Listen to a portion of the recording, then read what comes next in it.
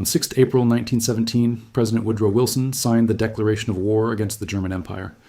America possessed 55 military aircraft. Germany fielded 2,000. But the numerical disadvantage was only the beginning.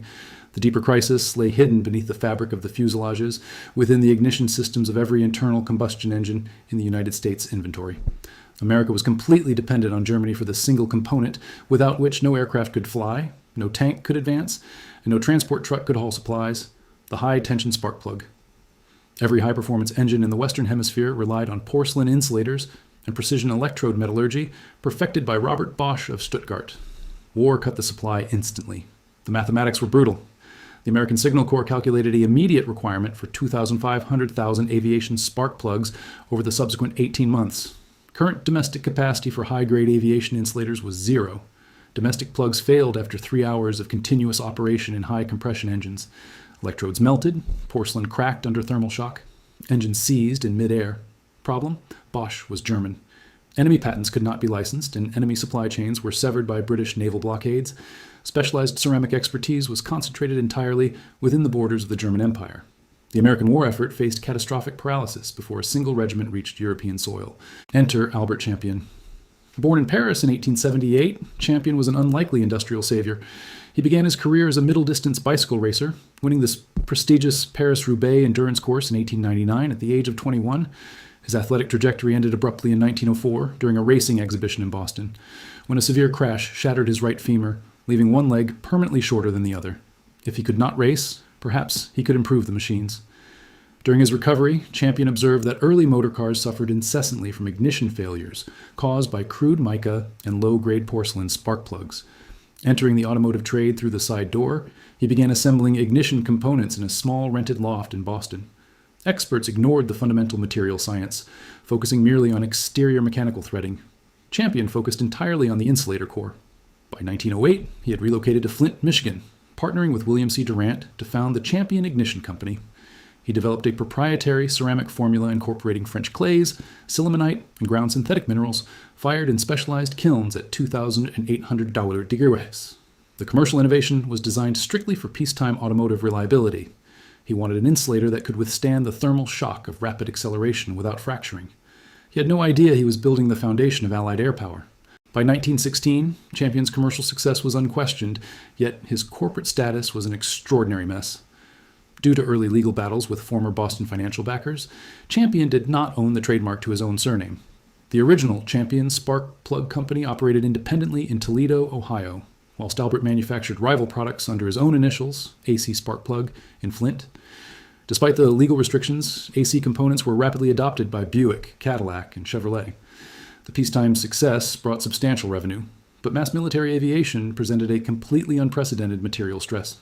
In mid-1917, the United States Bureau of Aircraft Production designed the Liberty L-12 engine, a 27-liter, 400-horsepower monster meant to power Allied bombers and reconnaissance craft. The L-12 generated internal chamber pressures exceeding 110 pounds per square inch and operational temperatures topping 1,800 degrees. Standard commercial spark plugs disintegrated inside its cylinders within 45 minutes. The War Department issued an urgent mandate to American industry: produce a ceramic spark plug that could survive 50 hours of continuous L-12 operation at maximum throttle. The math was brutal. A single L-12 engine required 12 plugs.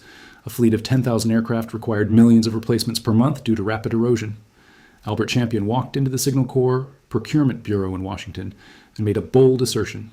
AC Spark Plug would deliver the required quantity, with 0 structural failures, within 6 months. The transformation of the Flint workshop was immediate and merciless. In May 1917, Champion's facility produced 200 high-specification plugs per day. By November, daily output reached 8,000. Champion expanded the factory floor space from 25,000 square feet to over 150,000 square feet, erecting automated tunnel kilns that operated continuously at 3,000 degrees West.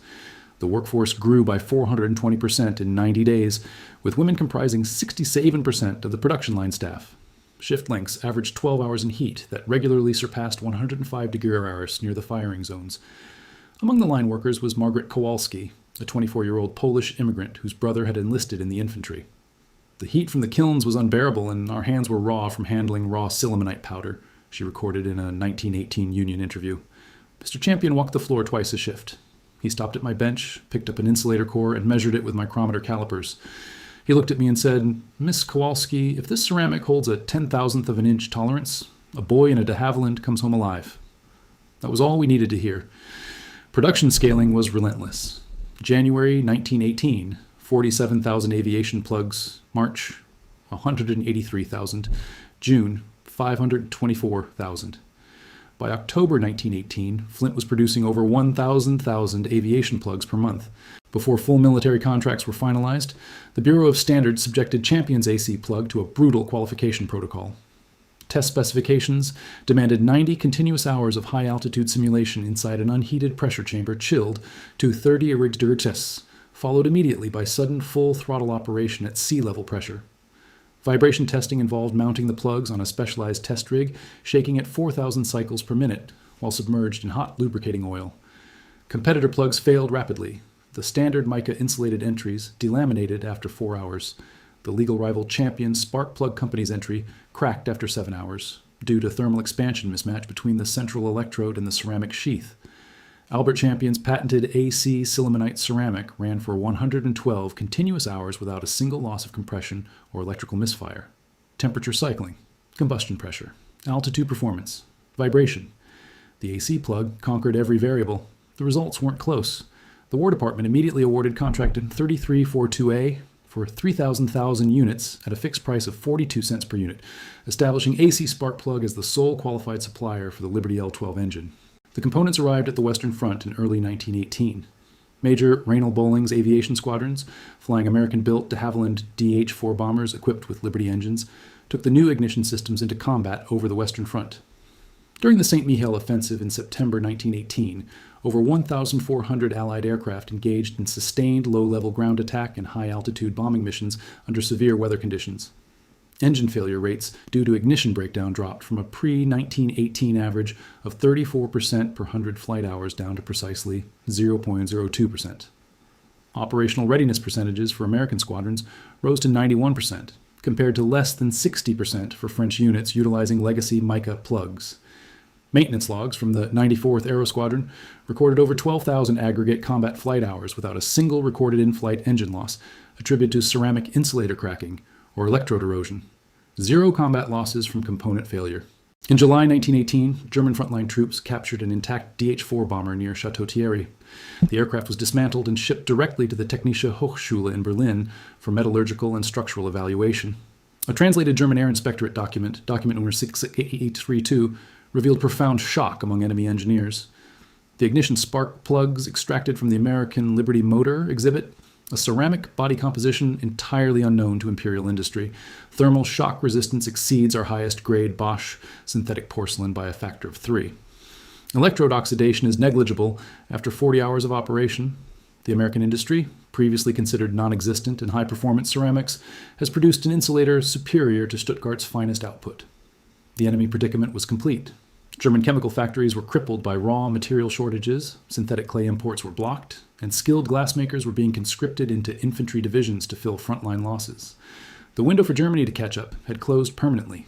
During the final months of the war, the Royal Air Force and the United States Army Air Service launched sustained strategic bombing operations against German industrial targets in the Ruhr Valley.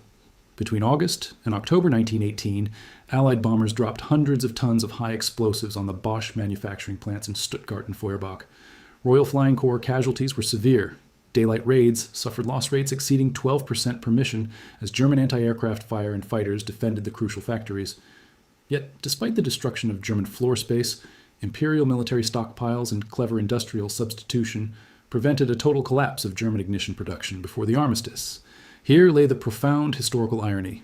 Whilst hundreds of Allied airmen died attempting to destroy Germany's spark plug production in Stuttgart, a French immigrant working in Michigan had already rendered German spark plug supremacy completely irrelevant.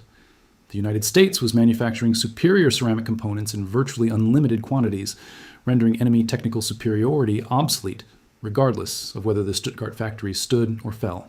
Albert Champion died in 1927 at the age of 49, leaving behind an industrial giant.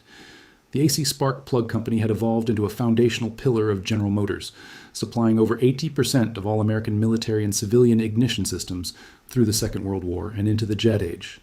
Every modern internal combustion engine spark plug manufactured today utilizes synthetic alumina ceramic formulations directly descended from Champion's wartime sillimanite breakthrough, cold-rolled steel shells, monolithic ceramic insulators, and precision extruded copper core electrodes, once revolutionary features engineered to survive the Liberty L-12, are now universal global standards. By 1950, global production of Champion-derived ceramic insulators surpassed 500,000 units annually. The historical reversal was absolute. The nation that entered 1917 with zero aviation insulator manufacturing capacity, completely at the mercy of German patents, had permanently captured the global market. Enemy engineering came in second place,